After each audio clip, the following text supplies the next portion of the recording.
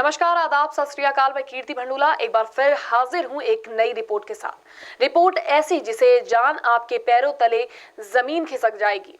अरे अरे डरिए नहीं, मैं डराने नहीं बल्कि होशियार करने आई हूं।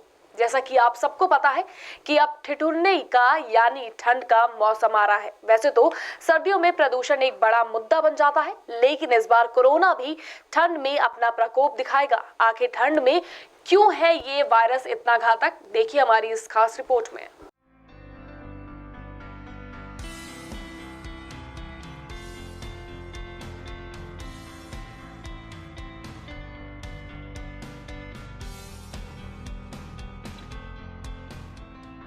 कोरोना ये शब्द हर किसी की जुबान पर है, लेकिन जैसे जैसे सरकार की तरफ से सभी चीजों पर से पाबंदी हटा दी गई और फिर से जिंदगी सामान्य हो गई, तो अब लोगों में डर भी उतना नहीं रहा जितना भारत में शुरुआत में था।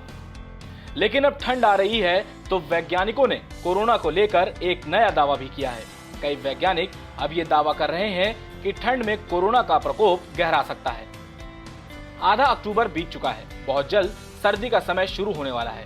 ऐसे में यह खबर बहुत परेशानी पैदा कर सकती है कि ठंड के दिनों में कोरोना वायरस का खतरा घटने की बजाय और बढ़ेगा। वैज्ञानिकों के इस नए खुलासे के बाद कोरोना के लेकर अब और सतर्कता बरतने की जरूरत है। वैज्ञानिकों ने सर्दी के मौसम में कोरोना संक्रमण बढ़ने का अंदेशा जताया है।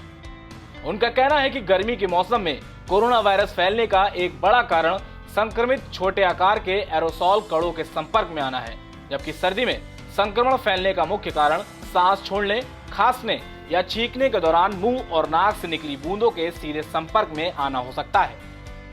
वैज्ञानिकों के अनुसार कोरोना वायरस के संबंध में अभी तक जो प्रमाण मिले हैं वो बताते हैं कि ह्यूमिडिटी जब बहुत अधिक होती है तो कोरोना वायरस के लिए फैलना मुश्किल होता है। वैज्ञानिकों ने कहा है कि फ्लू के मामले में ये होता है कि वायरस तापमान और हवा में मौजूद नमी के हिसाब से फैलता है। ये पक्के तौर पर एक समस्या है। वायरस एक व्यक्ति से दूसरे व्यक्ति में आसानी से जाएगा या नहीं, ह्यूमिडिटी इसमें अहम रोल अदा करती है। इसका मतलब जब सर्दियों में तापमान गिरेगा तो ह्यूमिडिटी भी घटेगी, तो वायरस बढ़ने का भी खतरा बढ़ जाएगा। ऐसे में सभी को केंद्र सरकार के द्वारा दी गई गाइडलाइंस का पालन करना है, तभी हमारा देश इस खतरनाक वायरस पर विजय प्राप्त कर पाएगा। Output desk, prime TV.